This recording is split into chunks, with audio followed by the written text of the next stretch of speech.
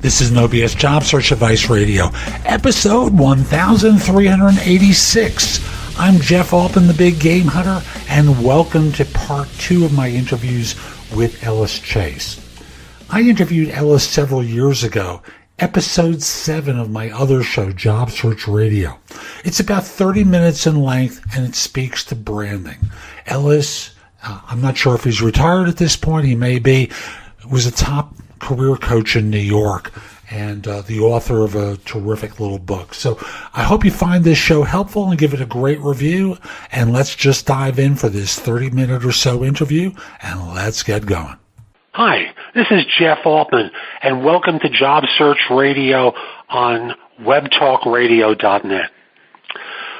I decided to bring back my guest from last time, Ellis Chase, because he's done a great job with us last time. And in case you haven't listened to it yet, Ellis is one of Manhattan's top career management consultants. By the way, that's Manhattan, New York, not Manhattan, Kansas. And he's also an executive coach who's worked with individuals and groups across a broad spectrum of industries and has been a consultant to the Columbia Business School for more than 11 years. His book, In Search of the Fun Forever Job, offers a real-life approach to job hunting in line with today's economic realities. Ellis, welcome back. Good to be back, Jeff. Thank you. You know, when I think of the way people brand themselves, it often starts with meeting someone that you haven't seen in a long time in what's called the traditional elevator pitch, which I'm not a real big fan of, to be honest with you. It just feels like people dumping on one another. Hi, let me tell you in 30 seconds exactly what I do, with one of those, false grabbers that people often use. What do you think about the traditional elevator pitch? I hate it. I hate the phrase elevator pitch. Because it's exactly what you just said. It sounds like you're waylaying somebody and cornering them in the elevator. And as I tell people, especially now during holiday season, when this is being taped, I don't want people going to holiday parties and saying, "Hi, here's everything I've ever done in my life, and I want to network with you," which, of course, is the world's worst cornering situation. I look at it in a very different way. I look at it as branding and answering the question, not offering it, but answering it. Yes, of course, there can be a 10-second variation for the elevator because you want to get somebody's business card, which is fine. 10 seconds is enough. I'm talking about a minute and a half to 2 minutes with 5 key deliverables that answers the question, tell me about yourself, and in a variety of other settings, which we'll talk about a little later. That's interesting. So, in the elevator, you might just say, hey, great running into you. You got a card with you? Instead of going into that pitch that people are often encouraged to do. Exactly. I would pretty much have a sentence of I'm looking at or I am and I'm really interested in what you do. I'd love to talk with you sometime. Boom, done. It's like that's why they call it the elevator pitch. It's instead of going into 2 minutes of, and then I did this, and then I did that. And I remember when the elevator pitch was the hot technique. It was the 30-second commercial for who it is, what you do, with some corny intro that always made my eyes glaze over. And your approach is much more human, which, frankly, is in line with what I believe people should be, human beings talking to one another. So that would be my take on elevator pitch, and which is exactly the same as yours. What I'm talking about is a more formal branding statement that has to be prepared, that you don't offer. It's only when you're asked about it. It's like, in the first 30 days of a new job, somebody says, so what have you been doing? Or on the formal job interview, when they say, tell me about yourself, or let's run through your resume, that idiot question, let's run through your resume, you're prepared with a minute and a half, a branding statement, rather than doing what everybody else does, which is I'm now going to recite my resume. And that, talk about eyes glazing over, that's where you lose an interviewer. That's when you lose somebody when you're building new relationships or networking. You're not going to do it that way. What you're going to do is going to be hardcore information. So what I'm hearing you say, and I just want to make sure I got it right, is number one, do this on an interview. But I also thought I heard you say you're going to do this when you circle back to the person or you meet someone at a network group meeting where you just kind of talk about what you've been doing. Did I get that right? Yes, because with friends, for example, and I think that when you're doing relationship building, what I call high-touch relationship building, when you're doing that kind of relationship building, you do not want to be assuming that they know what you are professionally or what your brand is. So you want to make sure that they hear some of those hardcore skills. So I have a model for what your template is, and then you take off on the template for each situation. I absolutely forbid my clients or students to script anything. I don't want anything memorized or robot-like or mechanical in any way. I need it to be for the situation, but I also think there should be 5 deliverables from any pitch in a formal situation. Again, not in the elevator. So what goes into those five points? Okay. First is make sure that somebody knows exactly what you are, because you never want an interviewer or somebody you're meeting in a relationship building event, you never want anybody saying, what the hell is this person? Or somebody uses a bunch of 30,000-foot view labels and nobody knows what they mean. It's like, especially on the interview, I am A, and here's what I do, boom, so that the hook is out there. So that's imperative. For people who are making changes, then it can be a positioning statement. It can be, I am a combination of this and that. But at least is saying to somebody, here's what I am. So you have no problem misunderstanding me. That's interesting. And that one statement, I run into people sometimes who find jobs because their kids have a play date. And somewhere along the line, the kid says to the adult in the room that mom or dad is out looking for a job and this is what they do, and suddenly they wind up with an interview. And it's probably because of statements as clear as what you're talking about. Exactly.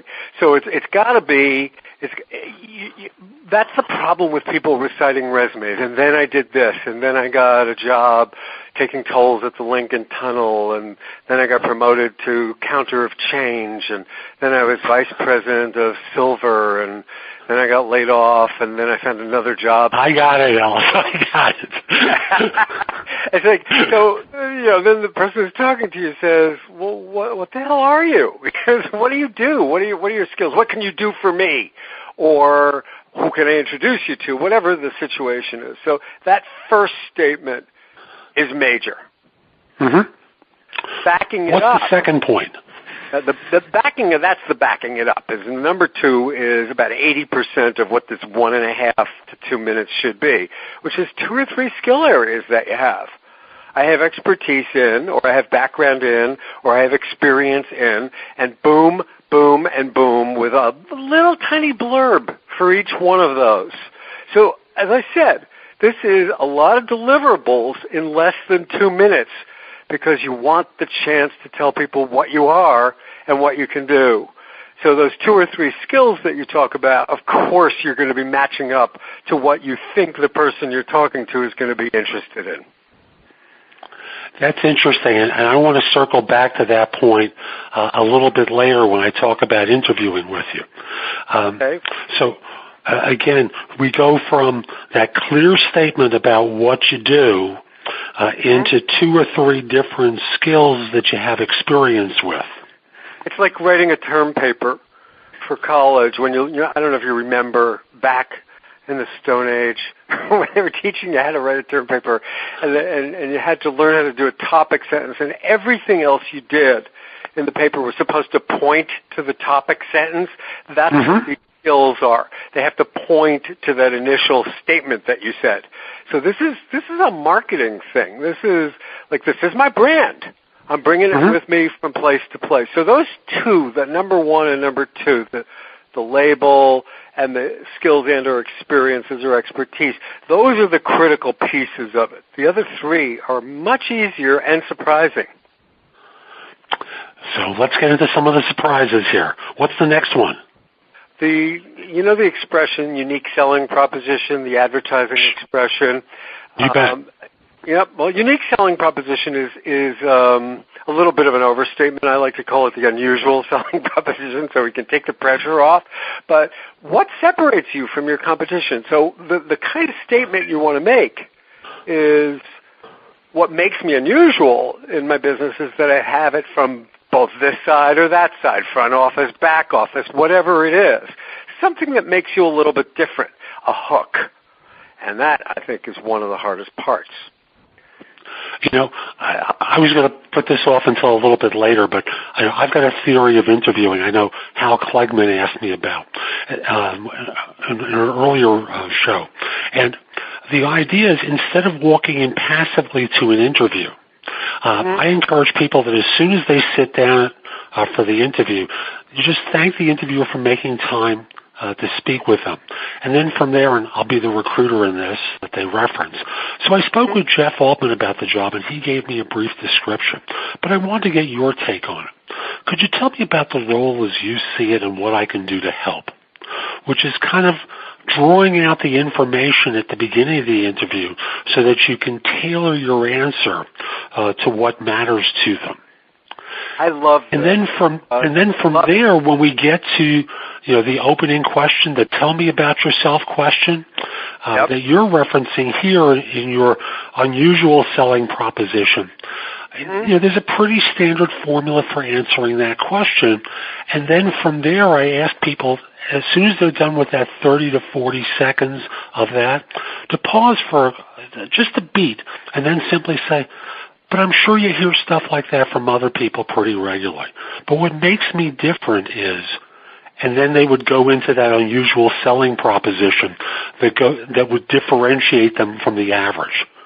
I love this because what we're doing here is there are two angles on what we're doing is focusing on the interview here, and the two angles is you're finding out, you're getting some clarification about what the responsibilities and tasks of a function are, and you're tailoring your pitch to it subsequently. You'll notice I would never say you have to announce your pitch right away. As Jeff said earlier, you don't want to just all of a sudden corner somebody and just blow them away with you. You want to sort of feel it out a little bit. But you also must get the brand in there, and you want to tailor it to what you have just found out about what the job responsibilities are, if it's a job interview. If it's networking, that's, relationship building is a little bit different. See, in what way, Ellis? How might you do it a little bit differently? It's less formal.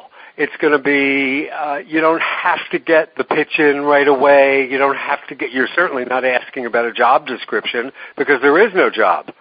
What you're really after is advice, information. You're looking eventually to get introductions to other people. You're looking to solidify a relationship. You're looking to plant seeds for a continued relationship. But that's a whole other conversation. That's the psychology of networking about how do I keep people warm, which is something I probably learned from you many years ago about keeping your clients warm. Right? And how did I do that with you back then? Do you remember? Yes, I certainly do. I was a staffing person at a financial services institution known as the Chase Manhattan Bank. Ooh, tell me what it was like in the Stone Ages again, Ellis.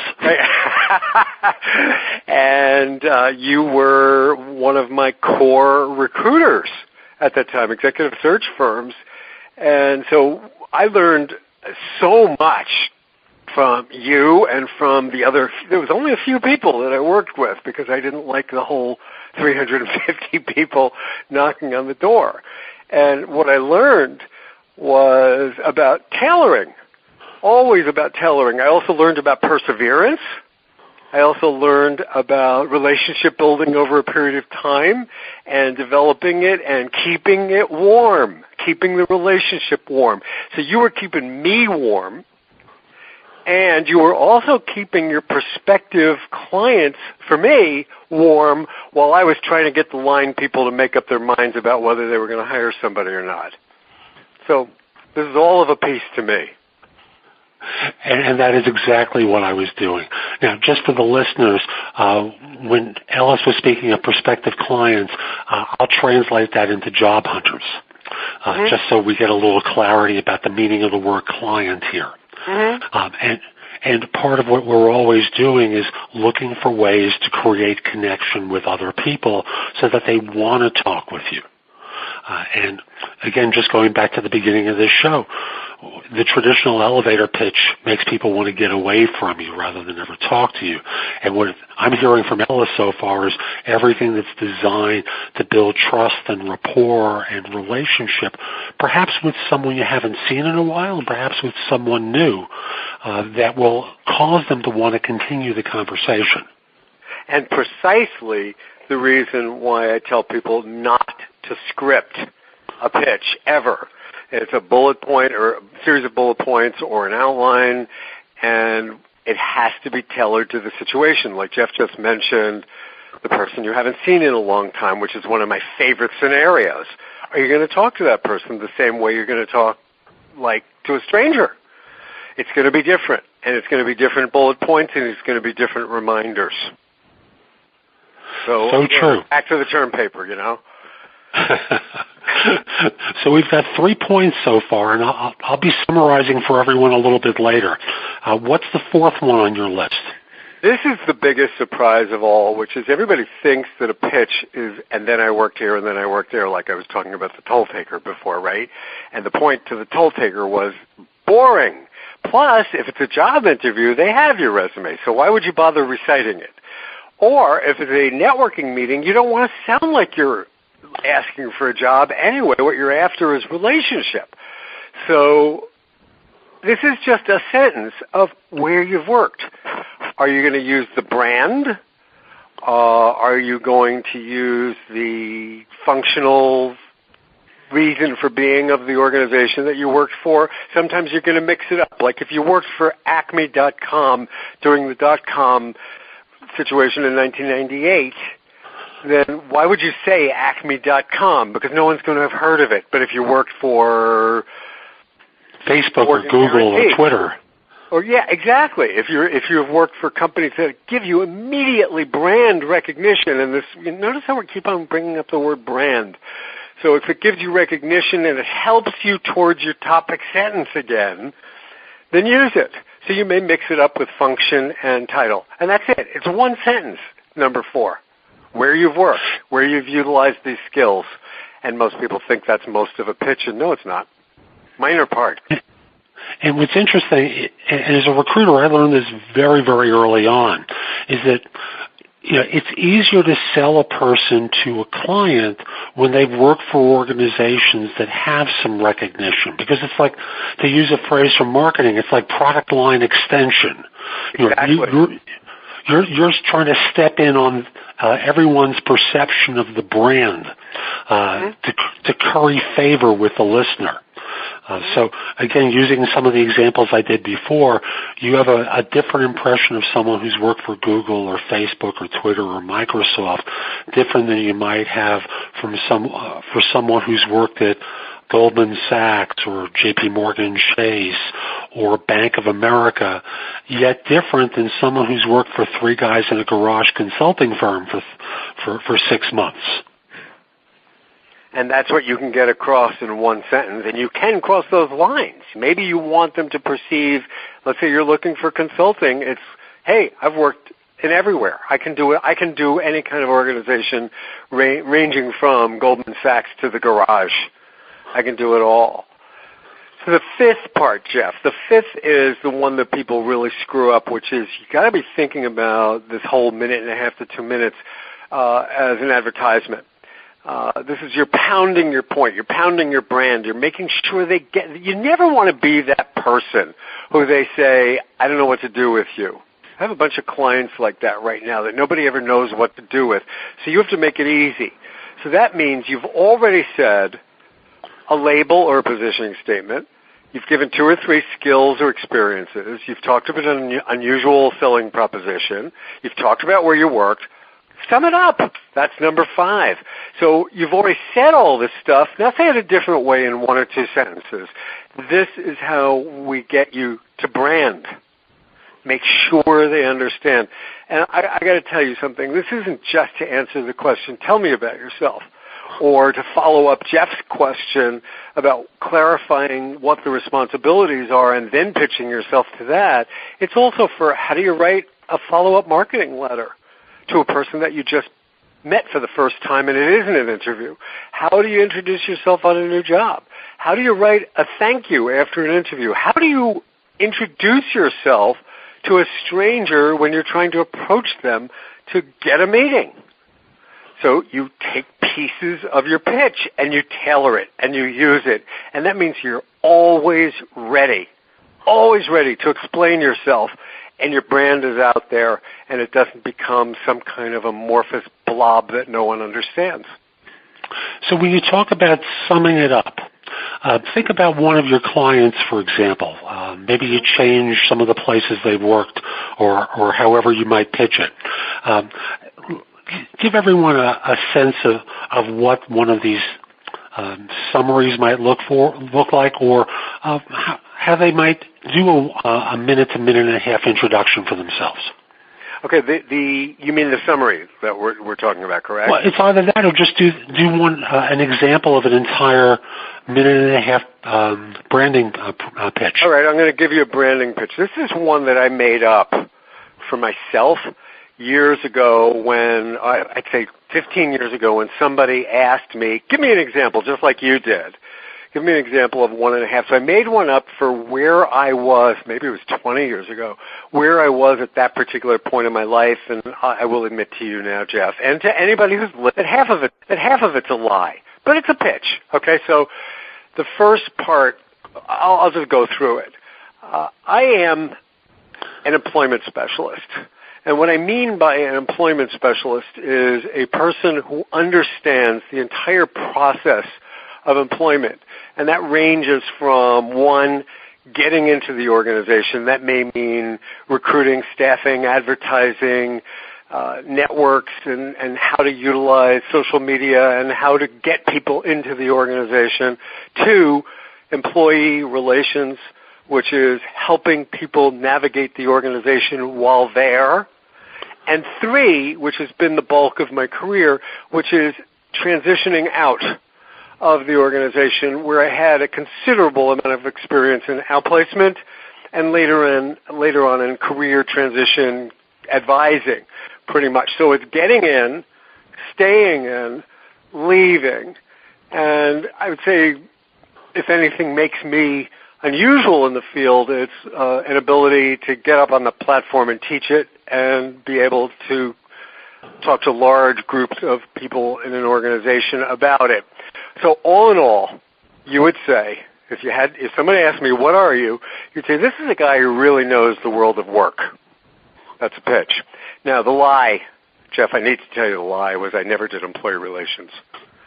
I just threw that in there. And the reason, now here, this is an important thing.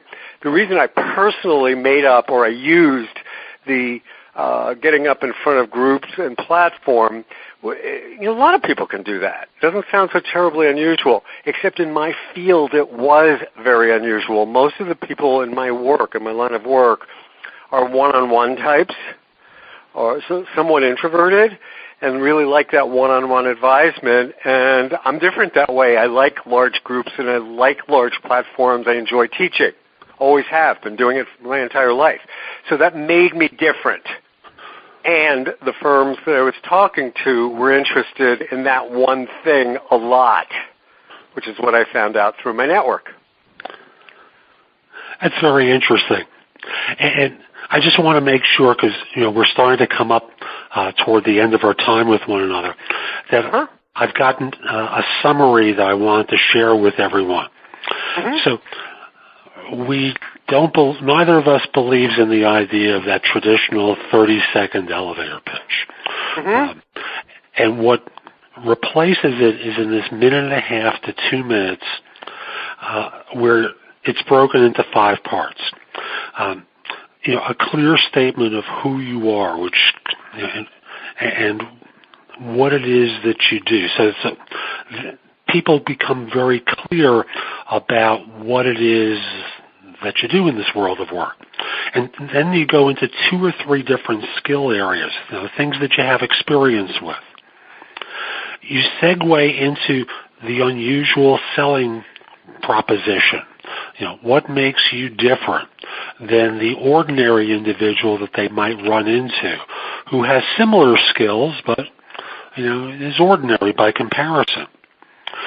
A sentence or so that might speak to where you've worked in order to capitalize on some of the brands that you've been associated with. If they're a positive brand. If they're a negative brand, because we've been reading about them perhaps from a bankruptcy or the Justice Department is going after that, we might glaze over that instead. And then finally we go into a summary, kind of like a final capsule for an ad for who you are and what it is that you do. Yes. How have I done? Perfectly, actually. Good listener. I try. Thank you so much, Ellis. I was very happy to do it. Thank you. You've got a book out now called In Search of the Fun Forever Job. What's that about? It's really a soup to nuts, very, very direct kind of approach to transitions. So it's very personal because I talk about my own bizarre little byways and highways at the beginning of it, and then it takes us through how do you get started, what's the 30,000-foot view of this process, and then the nitty-gritty nuts and bolts, networking, interviewing, negotiating, and how to deal with the emotions of it. So it's very straightforward. It's very, short. It's a quick one-day read, and it'll just tell you, here's how to do it. Do it this way. Boom, boom, boom, boom. Career Strategies That Work is the subtitle. So that's today's show. I hope you found it helpful. And if you did, here are a few ways to get even more from me. First of all, visit my website, www.thebiggamehunter.us. I have several thousand blog posts there that you can watch, listen to, or read to help you find your next job. If you want the best of my advice, join JobSearchCoachingHQ.com, where I've curated my information with a focus on interviewing. If you have a few questions, contact me through the Magnify app for iOS. That's Magnify with an I at the end, or PrestoExperts.com, where you can call me. Schedule a specific time with me through chat on Magnify or by connecting with me on LinkedIn at linkedin.com/IN/The Big Game Hunter. Once we're connected on LinkedIn, you can message me about coaching you, speaking with me about a resume or LinkedIn profile critique, help with a salary negotiation, my trusted advisor services, as well as scheduling me for Magnify or for PrestoExperts.com. Like you, I don't work for free. You can also take my classes on Skillshare and become a premium member using the link in the show notes and receive 2 months for free instead of just the one that the site offers. Skillshare offers thousands of courses, not just simply mine. It is a great resource in a variety of different areas. Subscribe to my other podcast, which is called Job Search Radio. This one is number 1 in Apple Podcasts. Job Search Radio is number 2. Subscribe to both. You will get great information 7 days a week from this show, 6 days a week from the other. Lastly, I want to encourage you to join my group on Facebook called Career Angles. It's free to the first 500 people who join and is focused on helping you do better at work. Information is shared daily, and we're building a supportive group there to provide advice and counsel during difficult times. Again, the group on Facebook is called Career Angles. I'll be back tomorrow with more. In the meantime, have a great day. Be great!